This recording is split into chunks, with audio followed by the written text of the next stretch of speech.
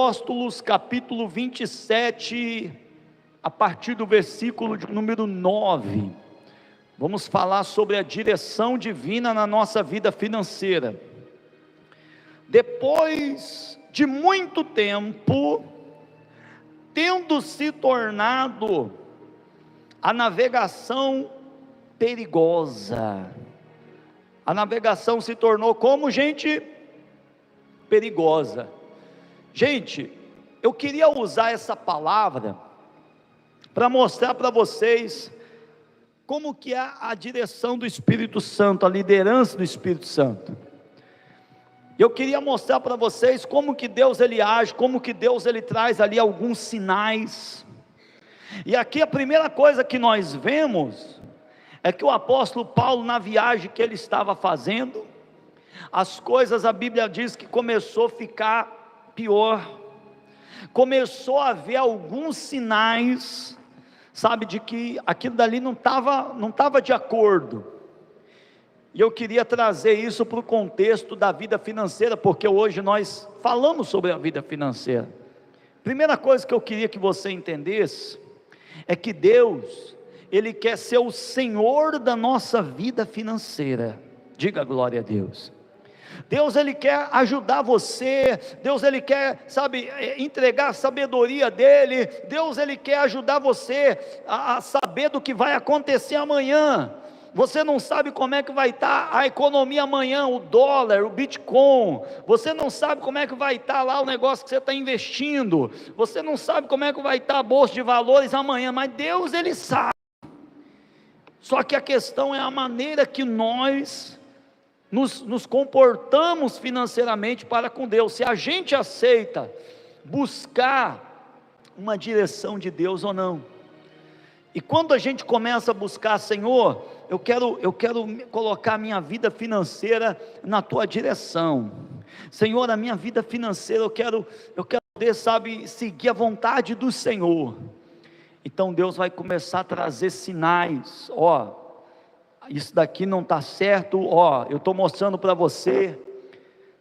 Um exemplo, Jacó, a Bíblia diz que Jacó estava trabalhando numa fazenda, fazia 20 anos, e ele começou a ver sinais, que o patrão dele já não estava mais legal com ele, estava fechando a cara para ele, o patrão dele não estava lá muito bem, então ele começou a ver aqueles sinais, e ali Deus já foi falando com ele, por meio daqueles sinais.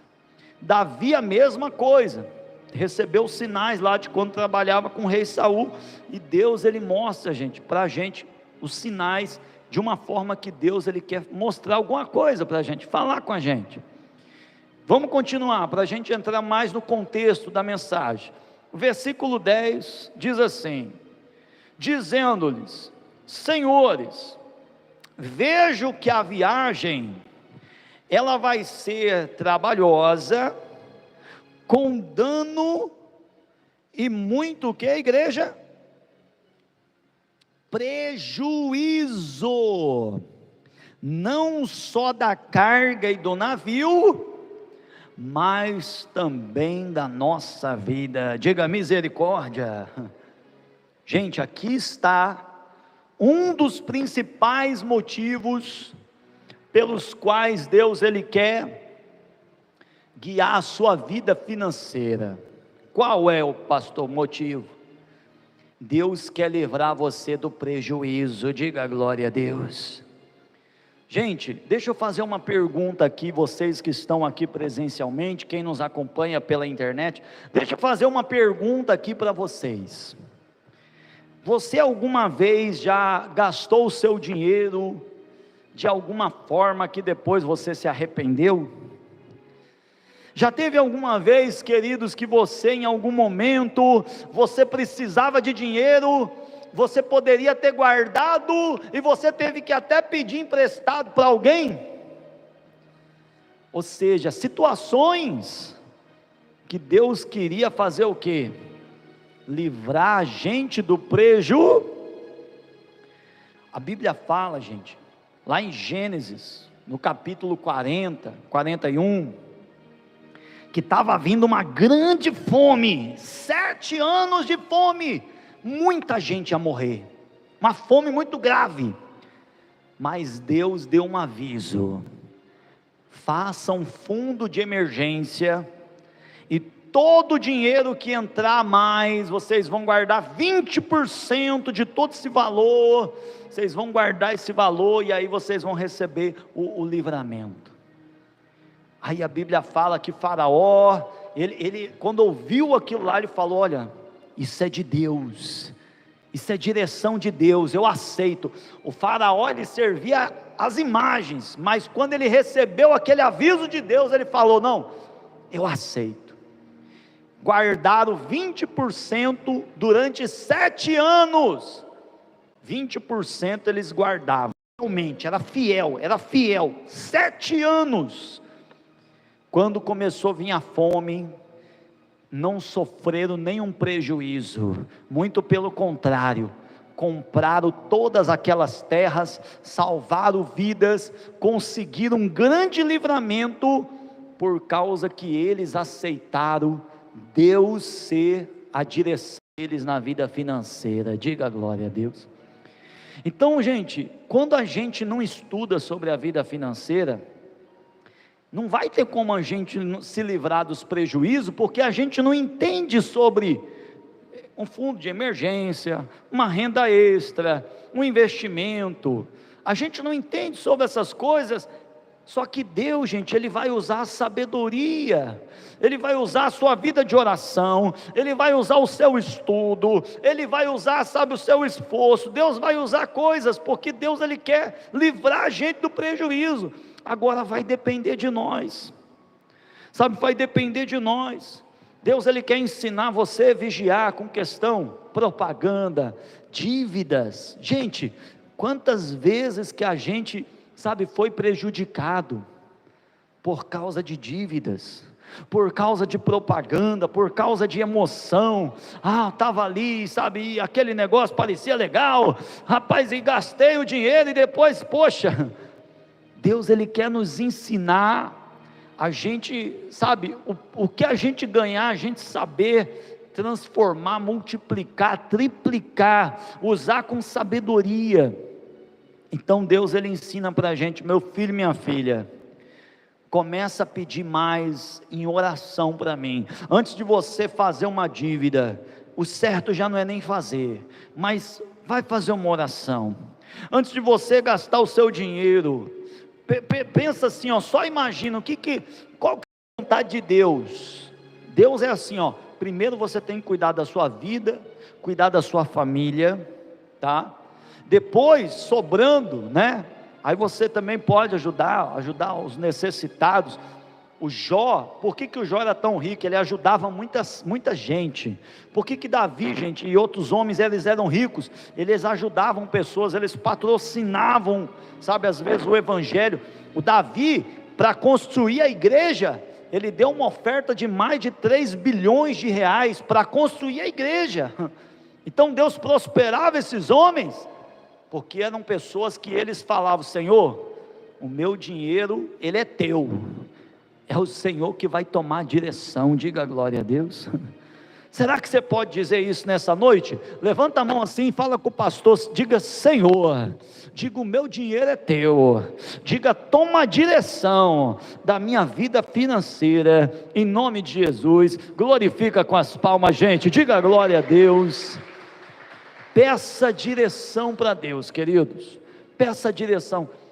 Quero comprar um carro, não esqueço do irmão que contou uma vez. O cara foi comprar um carro, 10 mil que ele tinha juntado, mas com muito trabalho.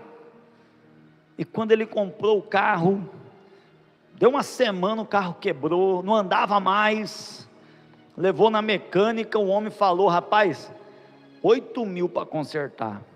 Não, mas eu paguei 10 mil. Pois é, te passaram a perna para o carro voltar a andar. 8 mil.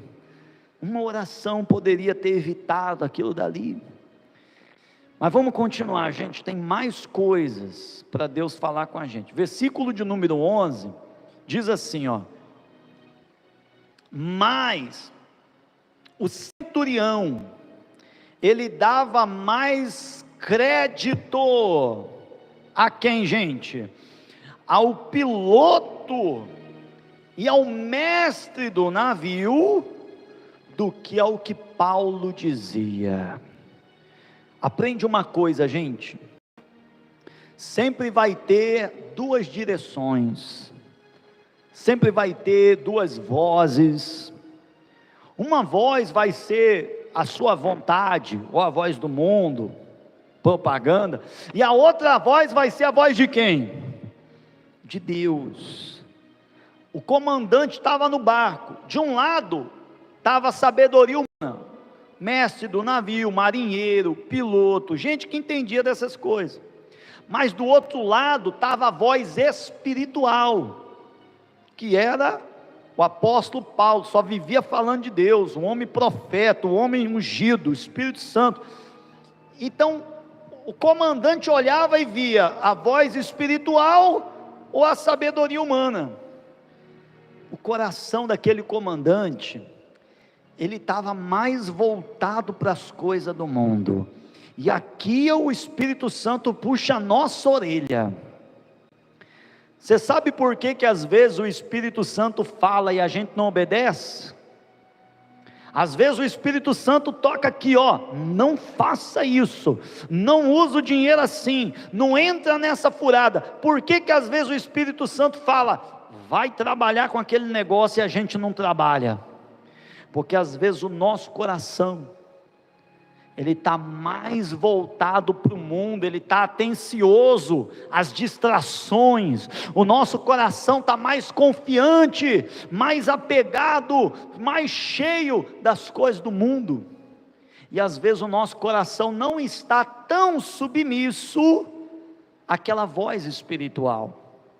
Então a gente, sem querer ou sem perceber, a gente acaba dando mais credibilidade para o mundo do que para as direções que o Espírito Santo ele traz para a nossa vida. Só que aí vem as consequências, gente. A gente vai sendo frustrado, nossa vida fica travada, as coisas não andam, e a gente fala, poxa, mas eu orei, por que as coisas não deu certo, porque as coisas não fluiu? Deus deu a direção, mas a pessoa não fez o que era para fazer. Então, se Deus der uma direção hoje para você, e você fazer aquilo, e focar naquilo, depois você só vai ver o resultado. Mas se Deus der a direção, e a gente não fazer, perdemos pelo menos 1 mês, 2 meses, 1 ano de vitória, porque a gente desprezou uma direção. Hoje Deus me deu uma revelação muito forte, sobre o Isaac, o pai de Jacó. Deus deu uma direção para ele. Deus falou assim, você não vai descer para o Egito, você vai ficar na terra dos filisteus. O Isaac estava indo lá para o Egito, e Deus falou, não, fica na terra dos filisteus. O que o Isaac fez? Obedeceu. Senhor, para mim ficar aqui, é nessa área que o Senhor quer me usar? É nesse lugar que o Senhor quer me usar? Eis-me aqui. A Bíblia diz que naquele ano, diga com o pastor, diga naquele ano, foi o maior prosperidade da vida daquele homem. Foi o ano que ele plantava 1 e colhia 100, e em 1 ano, o homem enriqueceu como nunca tinha enriquecido na vida dele. Deus pode pegar 1 mês, Deus pode pegar 1 mês teu, e Deus pode dar uma reviravolta na sua vida. Só que isso Deus só faz se tiver obediência. Isso Deus só faz se a pessoa estiver dando crédito para quem? E aí eu pergunto para você, você está pedindo direção para Deus? Senhor, como é que eu faço para ampliar meu negócio? Senhor, como é que eu faço para mim ganhar mais? Senhor, como é que eu faço para mim crescer? Como é que eu faço para mim ser promovido no meu trabalho? Senhor, como é que eu faço para mim alcançar aquele benefício? Foi barrada aquela situação, o que eu faço?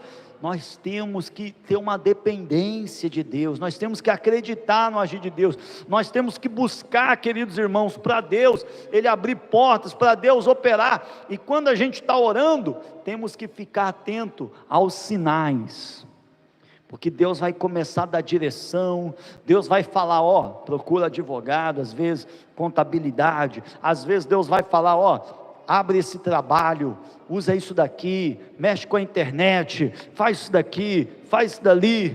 Deus vai dar direções para você de alguma forma, como Deus fez com Pedro.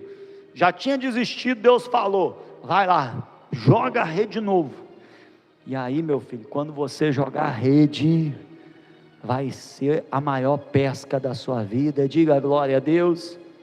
Então, esse versículo, ele ensina que você tem que curar o seu coração, de não estar dando toda a credibilidade para as propagandas, não dar toda a credibilidade para o que você acha, mas você se interiorizar um pouquinho mais. Deixa eu olhar para o meu interior, e deixa eu ver se Deus está me mostrando alguma coisa, você acreditar mais naquilo que Deus te direciona, do que naquilo que o mundo direciona você. E aí, para a gente finalizar, vamos ler o versículo 14. Entretanto, não muito depois, desencadeou-se do lado da ilha um tufão de vento, chamado Euroaquilão, e sendo o navio arrastado com violência, sem poder resistir ao vento, cessamos a manobra e fomos nos deixando levar. Meu Deus, quanto que custa um navio, igreja? Quanto será que custa um navio? Deve ser não sei quantos mil, né?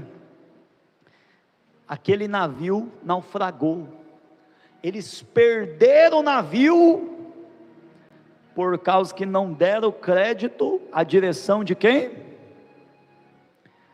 O que isso revela para a gente?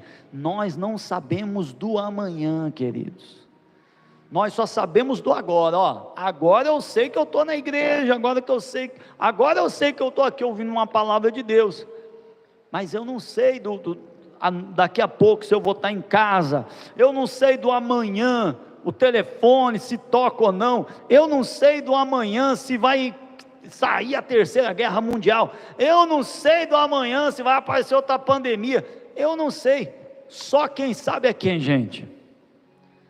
Só que Deus, Ele fala, queridos, Deus avisou eles, por meio de Paulo, usa sabedoria, faz assim, faz desse jeito.